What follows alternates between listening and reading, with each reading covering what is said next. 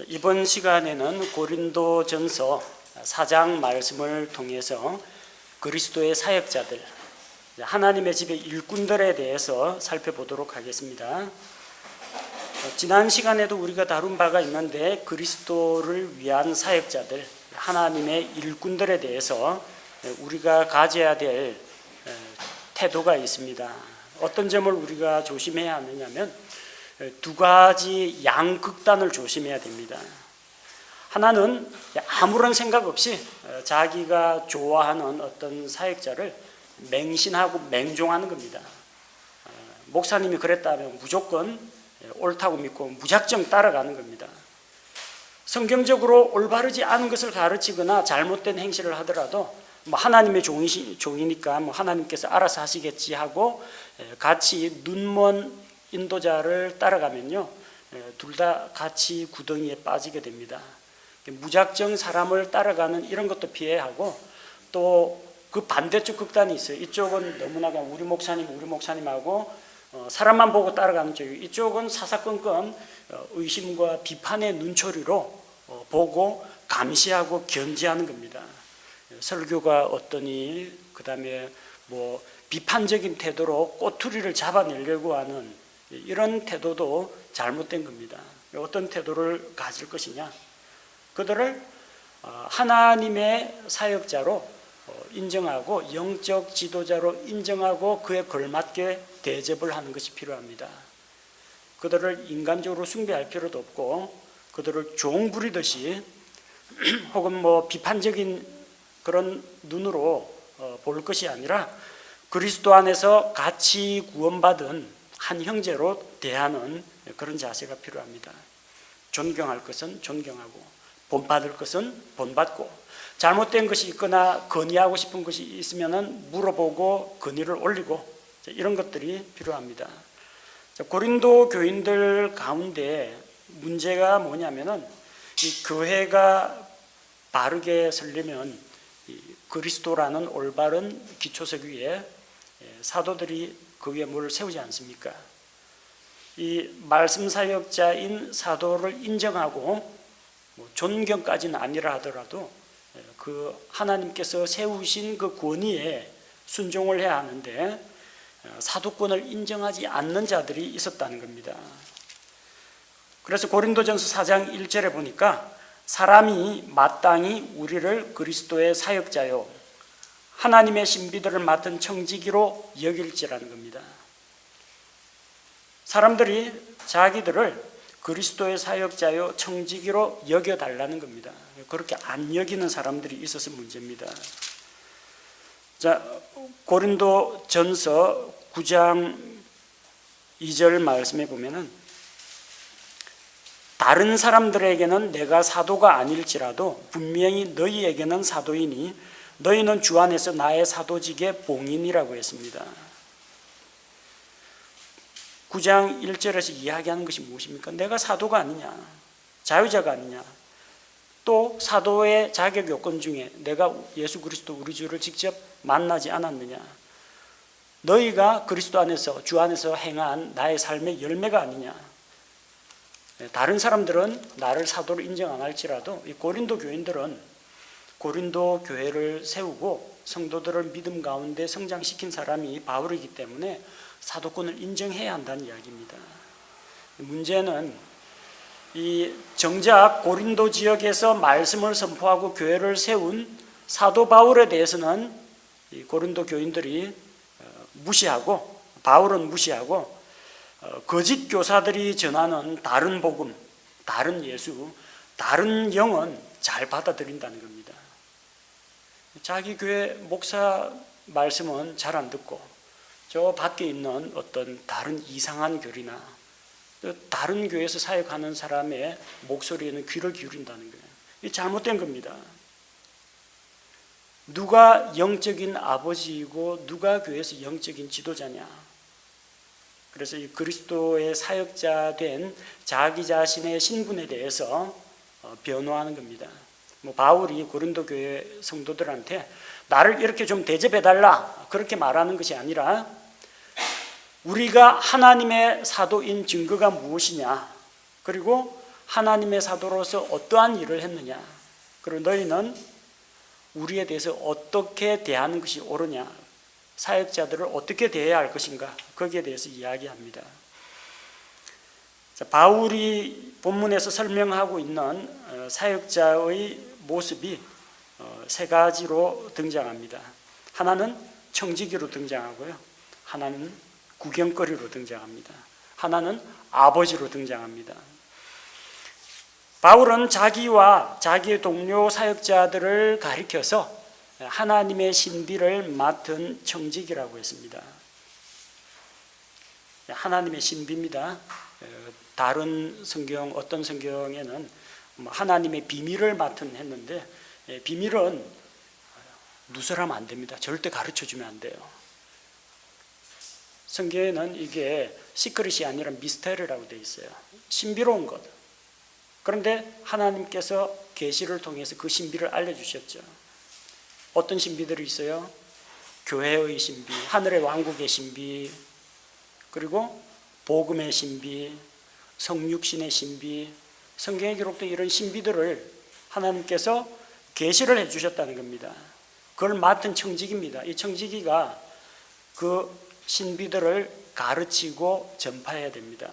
비밀이라면 가르쳐 주면 안 돼요. 복음의 비밀하는데 복음이 비밀이면 전도하면 안 됩니다. 비밀 누설하는 겁니다. 하나님의 신비를 맡은 청지기라고 했어요. 청지기는 어떤 사람이냐? 소유주가 아닙니다. 주인이 아닙니다. 관리자입니다. 주인이 자기의 모든 소유를 관리하도록 위임한 자입니다. 성경에는 청지기 이야기가 자주 나옵니다. 창세기 39장에 보면은 요셉이 이집트의 종으로 팔려갔죠. 그래서 파라오의 호위대장인 보디발이 자기 집의 종으로 받아들였습니다. 사갔는데 보니까 일을 잘해요. 무엇이든지 믿고 맡깁니다. 나중에는 그 집안 종들하고 살림살이를 자기 아내만 빼고 다 맡겨버립니다. 그러면은 요셉이 이 모든 것을 소유하게 됐느냐? 소유자는 아닙니다. 관리자입니다. 성실하게 관리하고 주인에게 손해가 나지 않도록 하고 일이 막히지 않고 잘 풀려 돌아갈 수 있도록 관리하는 사람입니다. 주인을 대신해서 관리하는 자입니다. 그런 누가복음 16장에 보면은 불의한 청지기 이야기가 나오죠. 주인이 일을 맡겼는데 청지기가 신실하지 못하다, 불성실하다는 소문이 이제 귀에 들어가가지고 이제 더 이상 너를 청지기로 쓰지 않을 테니까 그동안에 너가 한 건 회계 보고하도록 합니다. 청지기는 정기적으로 자기가 맡은 업무에 대해서 주인 앞에서 회계 보고를 해야 됩니다. 그리고 그 회계 보고 결과에 따라서 주인에게서 새로운 지시를 받기도 하고 칭찬과 보상을 받기도 합니다. 청지기로서 갖추어야 할 덕목 가운데 가장 중요한 것이 무엇이냐? 2절에 나오는 것처럼 신실한 사람으로 드러나는 것이다. 주님 앞에서 정말 faithful, 신실한 사람, 믿음직한 사람이 되어야 됩니다. 그래서 청지기는 오로지 주인에게 신실해야 합니다. 교인들에게 잘 보여야 되는 게 아니고요, 교회 직분자들한테 잘 보여야 되는 게 아니라 하나님의 말씀 사역자는 주인에게 잘 보여야 됩니다. 고린도 교회의 교인들은 바울이 회중들 가운데 얼마나 많은 사람을 장악했는가, 그가 얼마나 인기가 있는가, 아볼로하고 바울 중에 누가 설교를 잘하는가, 이건 내 판단 기준이 아닙니다. 뭘 판단 기준으로 삼아야 돼요? 이 사람이 바울과 아볼로와 게바는 다 심고 물주고 일하는 사역자다, 청지기다. 근데 청지기는 어찌됐든 간에 주님께서 맡기신 일을 신실하게 잘하는가, 잘하지 못하는가, 그걸 봐야 됩니다. 만약에 바울이 교회를 돌보는 일에 열심 있게 일을 하고 올바른 교리를 가르치고 성도들에게 모범을 보이는 삶을 살고 있다면 바울을 영적 지도자로 인정해야 됩니다. 하나님의 청지기로 인정을 해야 합니다. 근데 이 청지기에 대해서 평가하는 주체가 셋 있습니다. 첫 번째는 사람들의 판단입니다. 고린도전서 4장 3절에 나오죠. 그러나 내가 너희에게 판단을 받거나 사람의 판단으로 판단을 받는 것이 내게는 매우 작은 일이니라. 바울이 누구에게 판단받는다고요? 사람의 판단으로 너희에게 판단을 받는다는 거예요. 목회자가 자기 교회 교인들한테 판단을 받는다는 겁니다. 그 판단이 정당한 것이면 괜찮은데 그들은 외모로 판단을 하고 잘못된 동기로 판단하니까 문제죠. 고린도 교회 교인들 가운데 바울파도 있겠지만 아볼로파, 게바파, 그리스도파, 다른 파도 있습니다. 그런 사람들은 자기가 추종하는 지도자를 바울보다 더 높이고 바울의 권위를 인정 안 한다는 거예요. 바울의 사도권을 인정 안 하고 바울이 그동안 쌓아온 열매에 대해서 가치 있게 평가하지 않습니다. 그러나 사도 바울은 사람의 판단에 민감하게 반응하지 않습니다. 사람의 판단에 귀를 기울이면 어떻게 됩니까? 사람들 귀에 듣기 좋은 이야기를 해줘야 됩니다. 자기가 하나님 앞에서 우리 교회 성도들은 이러한 성경 공부를 통해서 이런 점을 이번에는 좀 더 공부했으면 좋겠다. 우리 교회가 지금 처한 상황에서 우리가 좀 신앙 훈련을 이런 쪽으로 했으면 좋겠다. 그 올바른 결심이 있었으면 그냥 밀고 나가면 됩니다. 우리 교회는 왜 종말론 안 가르칩니까? 그 다 신학원에서 다 가르쳤습니다. 또 필요할 때 제가 천국, 지옥, 휴거 설교도 합니다. 근데 어디서 다른 데서 듣고 와서 우리 교회 목사님은 종말론을 안 가르친다. 우리 교회 목사님은 정치 이야기를 안 한다. 목사가 거기에 이제 휘둘려가지고 이랬다 저랬다 이랬다 저랬다 교인들 장단에 놀아나면요 교회가 체계가 서지 않습니다. 사람들의 판단에 대해서 뼈아프게 충고로 받아들일 것은 목회자가 받아들여야 됩니다. 그러나 그 판단이 이게 팔랑귀가 되어가지고 성도들 흐름에 따라 끌려다니면 안 돼요. 역으로 생각해 보세요. 여러분 집에 키우는 어린아이가 분별력이 없어가지고 이것도 먹고 싶고 저것도 먹고 싶고 해달라는 대로 다 해주다가는요 거의 대부분 영양균형이 다 깨집니다. 그 누가 해야 돼요? 부모가 먹는 거 관리해 줘야 됩니다. 그래서 바울은 사람의 판단에 민감하게 반응하지도 않고 또 그들의 판단, 비난을 들어도 두려워하지도 않습니다. 왜 그렇습니까? 교인들을 무시하기 때문이 아닙니다. 나를 판단하실 이는 주님이시다. 하나님의 판단을 더 중요시하고 두려워하기 때문입니다. 두 번째, 사역자는 자기 스스로도 판단합니다. 저 역시 마찬가지입니다. 한 해 동안 사역이라든지 성도들 형편이라든지 또 다른 성도들 안부나 이런 것들을 돌아보면서 내가 지금 과연 잘하고 있는가 스스로 돌아보고 평가를 합니다. 고린도전서 4장 3절 후반부에 나오죠. 참으로 나는 내 자신을 판단하지 아니하노니. 자, 나는 판단받을 아무것도 스스로 알지 못하노라. 자기가 자기를 돌이켜봐도 어떤 판단받을 거리가 없다는 거예요. 나 잘못한 거 없다는 겁니다. 자, 자기 자신에 대해서 함부로 정죄하거나 판단하지 않습니다. 그건 뭐를 말합니까? 자기 삶을 돌아보고 반성하고 평가하는 작업이 있었다는 이야기입니다. 자기 삶을 돌아보니까 어때요? 성도들한테 누를 끼치거나 흠잡힐 만한 일을 한 것이 없다라는 것을 이제 알게 됐습니다. 자기 삶과 사역을 돌아볼 때 주님 앞에서 그리스도의 심판석 앞에서 책망받을 만한 부끄러운 일이 없다는 것을 알았습니다. 하지만 그러나 이로써 내가 의롭게 되지는 아니하니. 내가 내 자신을 돌아봐서 잘못한 게 없다. 나는 떳떳하다. 이렇다고 해서 그게 나를 의롭게 만들어주는 건 아니라는 겁니다. 왜? 우리는 일반적으로 자기 자신에게 대해서는 좀 관대한 측면이 있습니다. 남들 하는 것은 못마땅한데 어느 날 보면 내가 그 일을 하고 있다는 거예요. 사역자가 자기 자신을 돌아볼 때 자기 자신에 대해서 인색하게 엄격하게 대하는 사람도 있지만 대부분 자기 자신에 대해서는 좀 후하게 용납하는, 관용을 베푸는 일이 많습니다. 그래서 내가 스스로 돌아봐서 잘못이 없다고 해서 주님도 그렇게 생각하는 건 아니라는 겁니다. 그것 때문에 나는 의로운 사람이다 자신 있게 말할 수는 없다는 겁니다. 뭐가 남았어요? 하나님의 판단이 남아있기 때문입니다. 오직 나를 판단하시는 분은 주시니라. 지금도 주님께서 말씀을 통해서 또 성령님을 통해서 우리 양심을 찔러서 우리를 판단하십니다. 돌아보게 하십니다.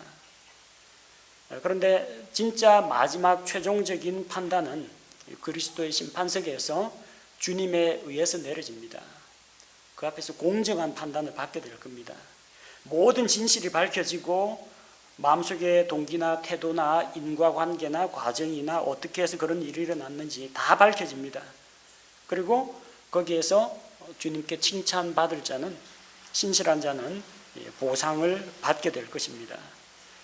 그래서 그리스도의 사역자들은 어떤 판단을 가장 중요시해야 되느냐? 성도들의 목소리에도 귀를 기울이는 건 필요합니다.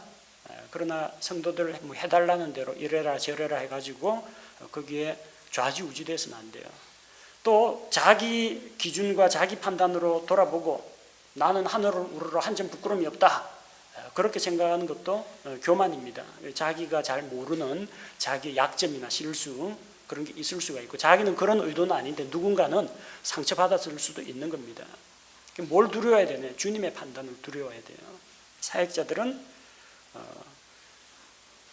내가 잘못해서 이 교회에서 장로들에게, 성도들에게 쫓겨나지 않을까, 그거 걱정할 게 아니라 주님을 두려워야 됩니다. 왜? 나를 세우신 이가 주님이시기 때문에, 나에게 이 일을 맡기신 이가 주님이시기 때문에, 원래 그 임명권자에게 해임권이 있습니다.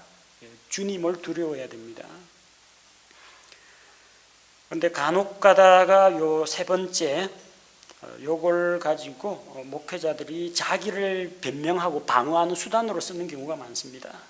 오직 나를 판단하시는 분은 주시니라. 잘못해놓고 이 사무회의에서나 성도들로부터 지적을 받으면 주의 종을 함부로 판단하지 말라. 나를 판단하실 분은 너희가 아니라 오직 하나님이시다. 이렇게 자기를 방어하는 수단으로 사용하기도 한다는 겁니다. 그건 잘못된 겁니다. 그런 주님께서 판단하실 것을 안다면은 주님을 두려워하는 가운데서 행해야 됩니다.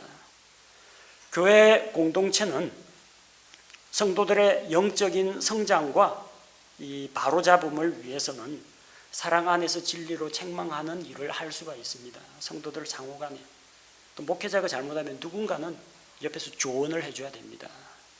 그리고 그런 조언을 받아들일 줄 알아야 됩니다. 그거는 판단이나 정죄하고는 다른 겁니다.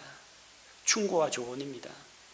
말씀에 비추어서 또 그 말을 듣고 자기를 한번 돌이켜 봤을 때 잘못한 게 있으면 시인하고 고치면 되는 겁니다. 목회자의 권위로 감히 함부로 판단하느냐 이렇게 할 게 아니라 자기 스스로 주님 앞에서 돌이키고 주님께 돌아오면 됩니다. 근데 고린도 교인들은 이 사역자들에 대해서 잘못된 판단을 내렸다는 겁니다. 왜 잘못된 판단이냐? 5절에 보니까 그러므로 주께서 오실 때까지 때가 이르기 전에 아무것도 판단하지 말라고 했습니다. 아직 판단할 때가 아닌데 판단했다는 게 문제입니다.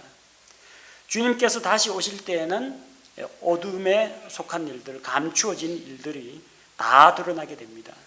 마음속의 태도와 동기, 그 의도가 다 나타나게 됩니다.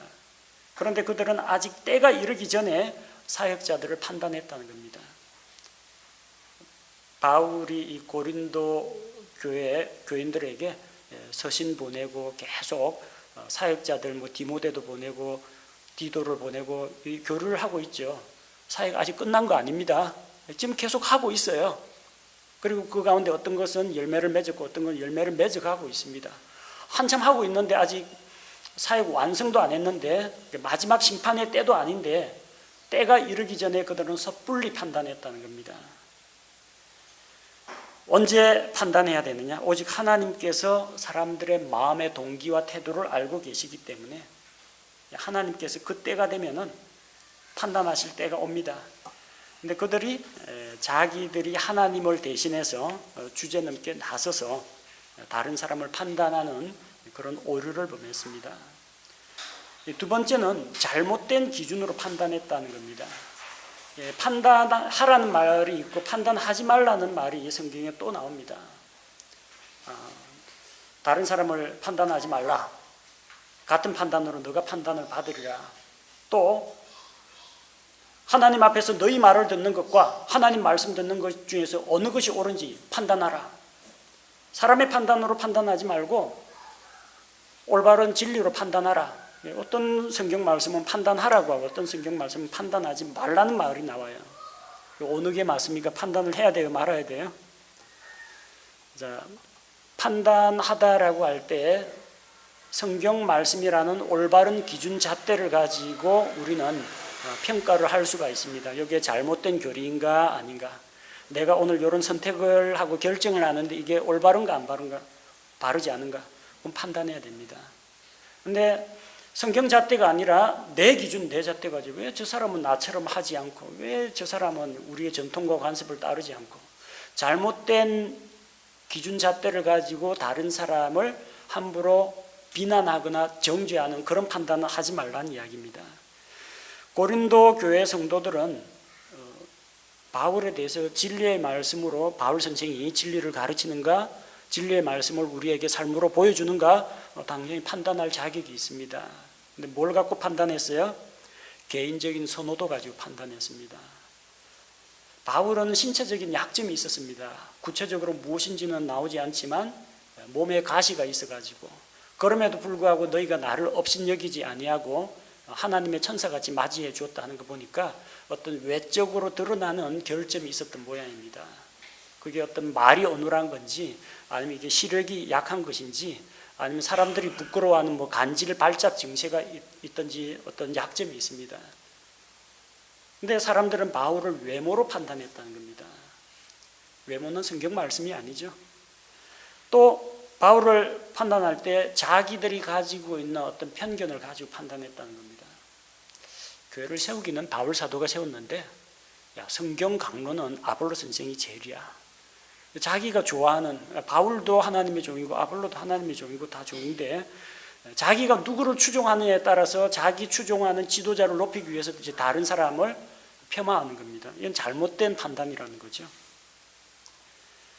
그리고 고린도후서 10장 10절 말씀처럼 이 세상에 어리석은 지혜로, 세상 기준으로 사역자들을 서로 비교했다는 겁니다. 판단 기준이 잘못되어 있었습니다. 첫 번째는 판단한 시기, 그게 잘못되어 있었고, 두 번째는 판단 기준이 잘못되어 있어요.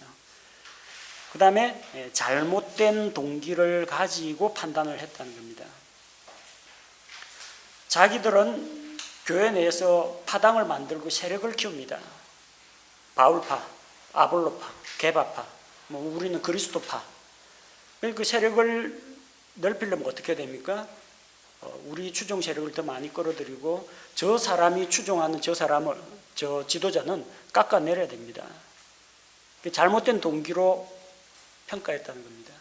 우리 세력 확장을 위해서 다른 사역자를 비난하는 거, 아볼로파에서는 바울 비난하고 바울파에서는 아볼로 비난하고, 이게 잘못된 거라는 거죠. 그래서 이런 판단하는 것은 마음속에 하나님 앞에서 교만한 마음을 품고 있기 때문에 그렇습니다.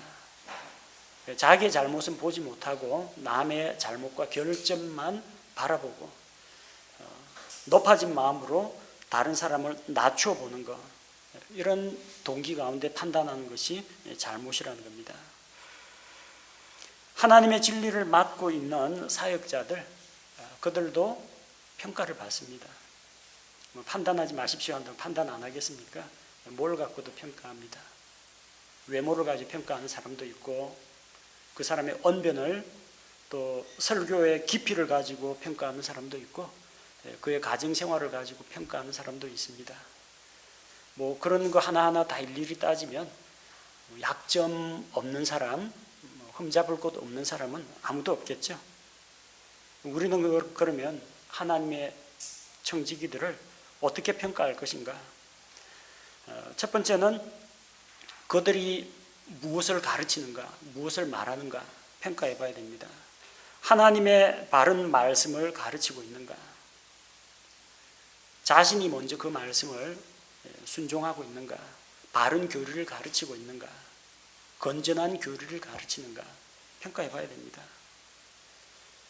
또 이 설교나 성경 공부 특강을 말로만 잘하는 것이 아니라 실제로 그 삶의 열매를 보여줘야 됩니다.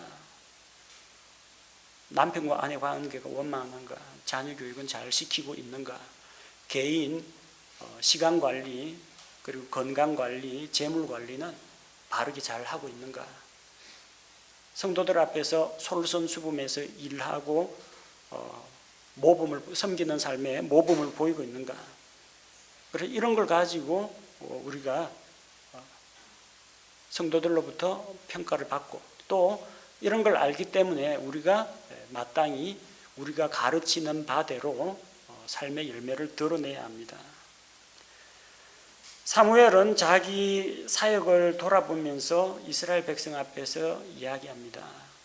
내가 지금까지 하나님 앞에서 사사로, 지도자로 인정받아서 이스라엘 백성을 맡은 이래로 내가 누구에게서 뇌물을 받았느냐, 재판을 굽게 했느냐, 누구의 소나 양이나 나귀를 취한 적이 없느냐, 하나님 앞에서 자기 손이 깨끗하다는 걸 이야기하죠. 바울 역시 마찬가지입니다. 내가 예수 그리스도의 복음을 위해서는 나의 생명도 아까운 것을 여기지 아니하고 너희들에게 하나님의 완전한 뜻을 모두 다 가르치고, 무엇이든지 너희에게 영적으로 유익한 것이 있다면 회당에서나 시장에서나 집에서나 다 가르치고, 또 이 몇 년 동안 너희 가운데서 함께 거하면서 너희에게 부담을 주지 않으려고 내 손으로 일을 해서 나와 내 동료들의 쓸 것을 공급하면서 너희에게 삶의 본을 보였다. 그는 입으로도 예수 그리스도의 십자가 죽음과 부활의 진리를 가르치고, 또 영적으로 유익한 것들을 가르치고, 삶의 행실도 부지런하고 신실한 삶, 다른 사람을 섬기는 삶, 복음을 위해서 헌신하는 삶의 모범을 보여주었습니다. 그런 삶을 살아갈 때 우리가 단순히 사람들로부터 비난을 안 받는 것이 아니라 왜 그런 삶을 살았겠어요? 주님이 보시기 때문에. 그리스도의 심판석을 생각하면서 나를 판단하시는 이는 오직 주님이시다. 판단하시는 주님이 계시다는 것 때문에 이런 삶을 살았다는 겁니다. 그의 말과 행실, 그것은 오로지 주님의 정당한 평가를 받기 위한 것이었습니다. 두 번째, 사도 바울과 그의 일행인 이 사역자들은 어떤 신분으로 드러나느냐. 당연히 하나님의 청지기가 되었지만 한편으로는 세상과 천사들과 사람들에게 구경거리가 되었다는 겁니다. 구경거리가 되었다는 것은 좀 부정적인 그런 의미도 함께 담고 있습니다. 그리스도의 사역자는 구경거리가 되고 있다는 것을 기억해야 합니다. 보통 일반 재벌들이 비리 저지른 거는 뉴스에도 잘 안 나오고 치명적인 거 아니면 나오지도 않고 감춰집니다. 근데 유명 교회 어떤 목사가 잘못 저질렀다면 신문에 대서특필됩니다. 왜 그래요? 누군가 우리를 주목하고 있다는 겁니다. 내가 직장에서 내 신분을 밝히지 않을 때는 사람이 다 그렇지 않은데 내가 그리스도인이라는 걸 밝히고 나면 믿는다는 사람들이 더해 하면서 꼭 그렇게 그리스도인이라는 걸 강조해가지고 흠을 잡습니다. 왜? 우리는 구경거리이기 때문에 그래요. 사람들이 우리를 주목하고 있습니다. 우리는 사람들의 구경거리, 세상의 구경거리라는 것을 기억해야 합니다. 이 구경거리라는 게 실은 어떤 의미냐면요, 로마 제국에서는 그 원형 경기장 있죠, 콜로세움 원형 경기장이 있는데 그 로마 시민들에게 이제 욕구 불만을 잠재우고 볼거리를 제공하기 위해서 그 안에서 죄수들을 경기장 안에 풀어놓고 그 다음에 한쪽 우리 문이 열리면 맹수들이 나옵니다. 어떤 때는 맹수 대신에 검투사들이 나옵니다.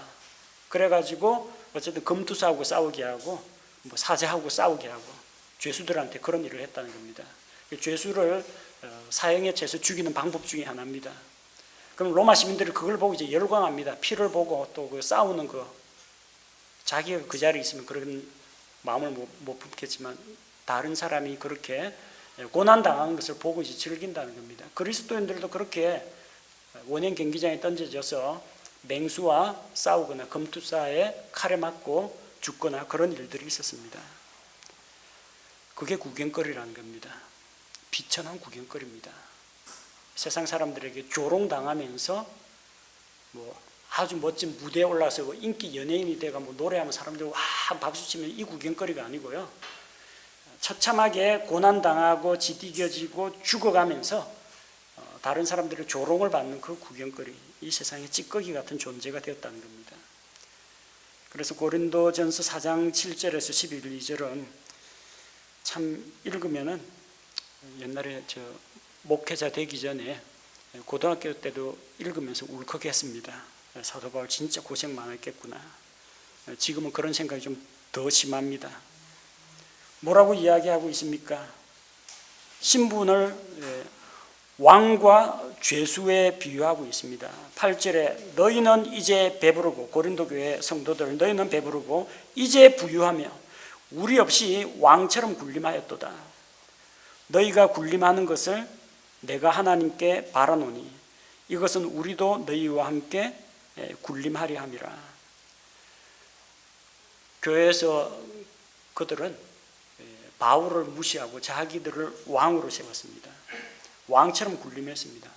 아니 자기들의 영적인 아버지고 영적 지도자인데 함부로 판단하고 정죄하고 비판하고 사도권을 무시하고 자기들이 왕이 되어버렸습니다. 사도들은 어떻게 됐어요?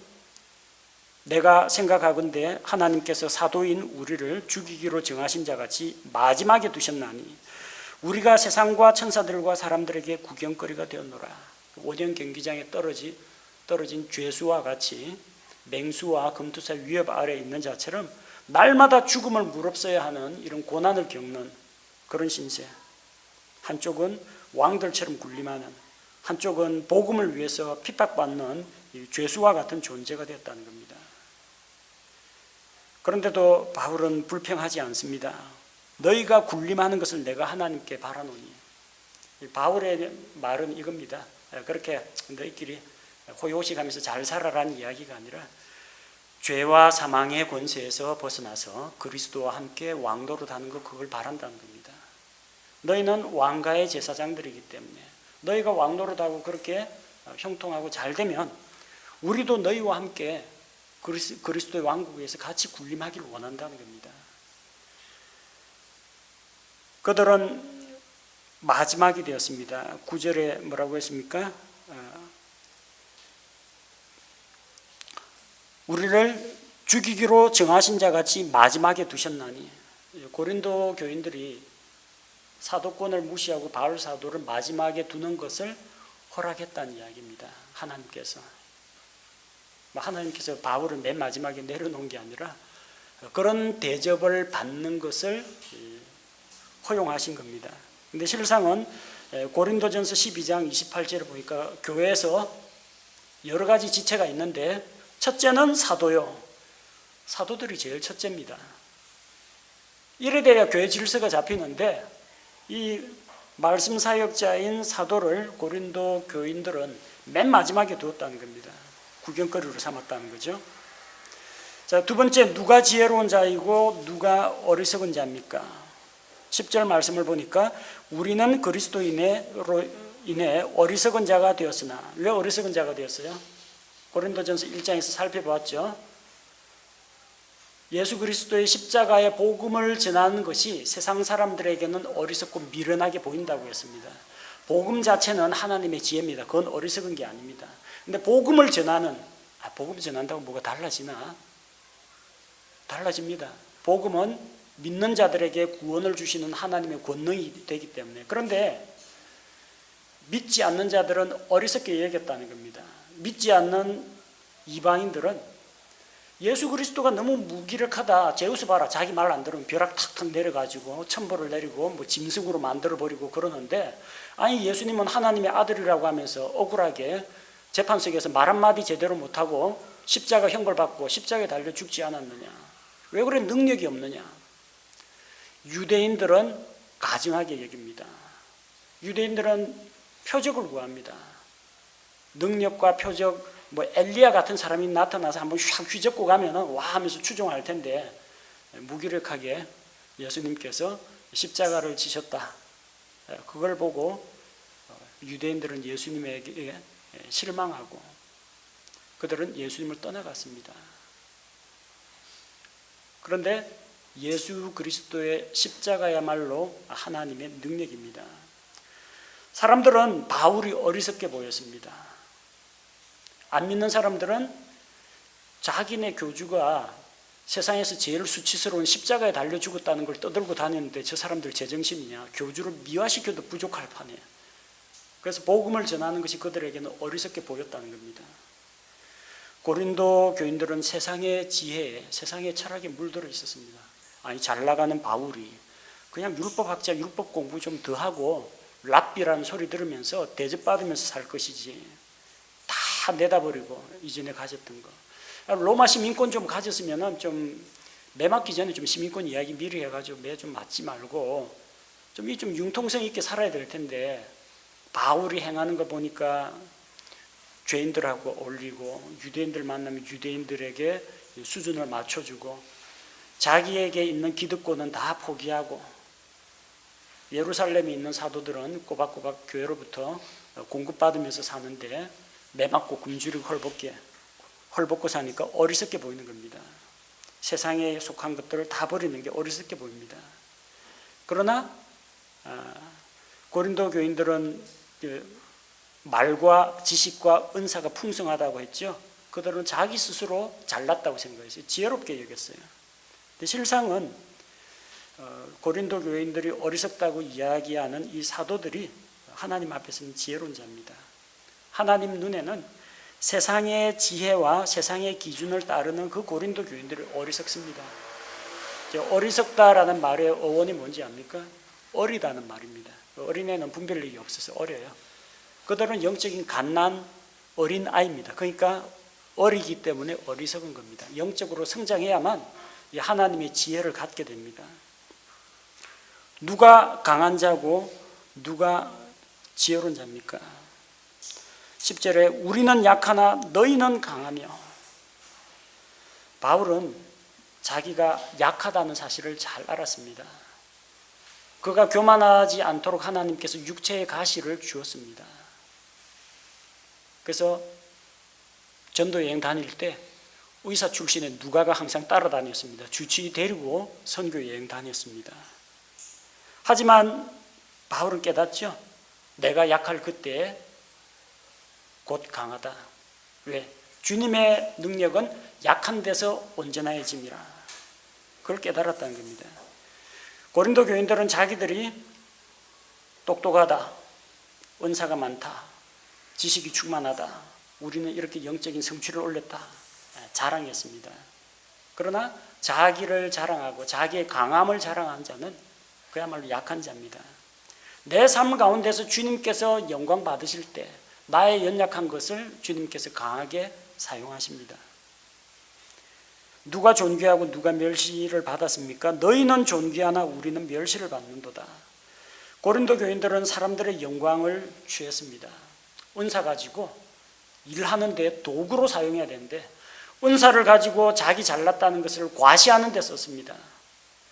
굳이 외국어가 필요 없는데도 나 외국어 할 줄 안다고 교회 안에서 딴 사람은 알아듣지도 못하는데 외국어로 막 말을 하고, 자기에게 어떤 하나님께서 말씀을 주어가지고 교인들에게 전달하라. 대언의 은사, 지식의 은사, 이런 은사를 주셨으면 전달하는 통로가 돼야 될 텐데 하나님은 나를 통해서 말하신다.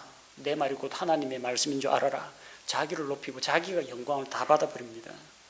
존귀에 취했습니다. 영광을 취했습니다.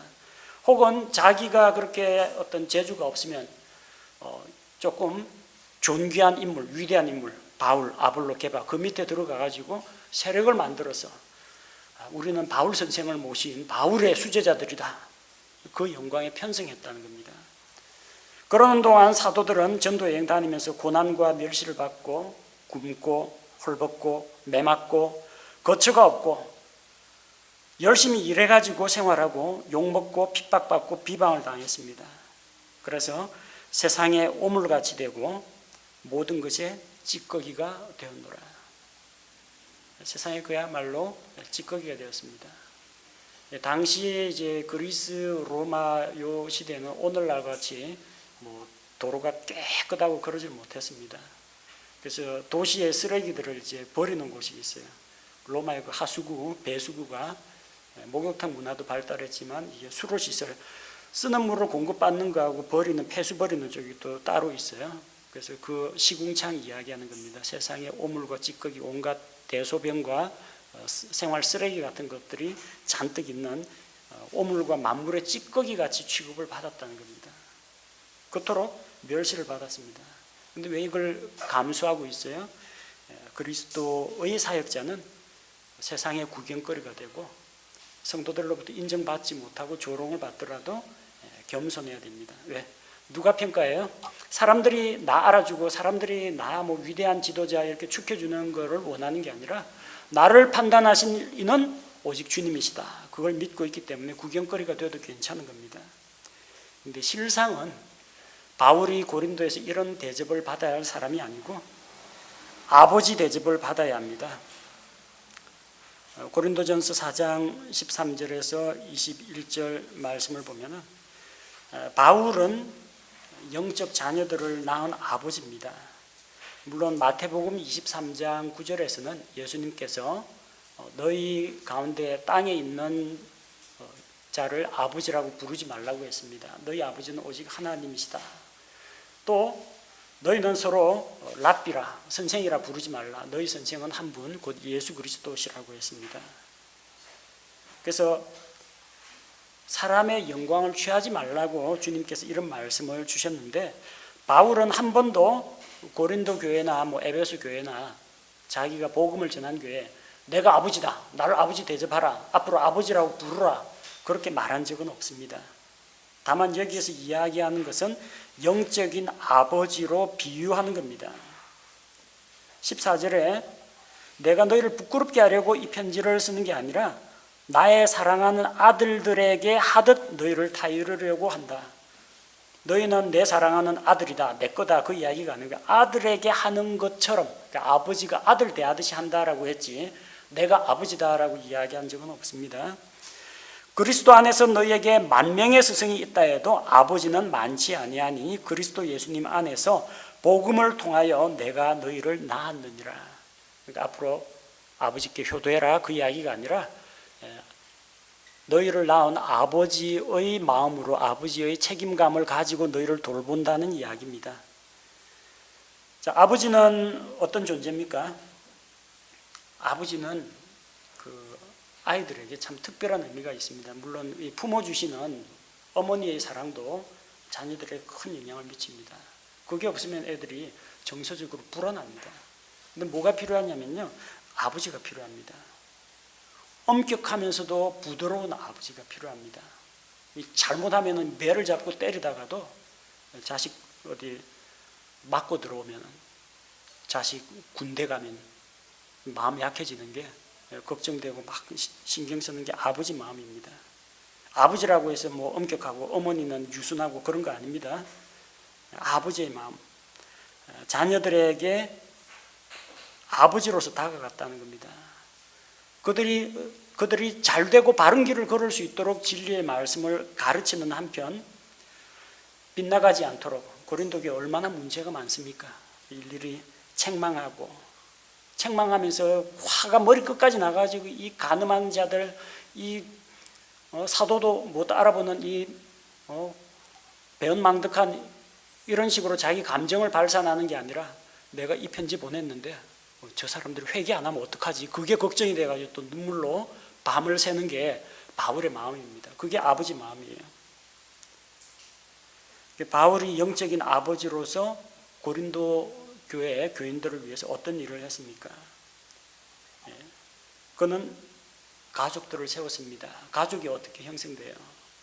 자녀를 낳아가지고 가족들이 점점 번성하게 되죠. 그들은 성령님을 통해서 다시 태어났습니다. 근데 그들을 영적인 출생, 새로운 출생으로 이끈 영적인 아버지가 되는 사람이 바울이라는 겁니다. 스승들은 많습니다. 그러나 아버지는 한 명입니다.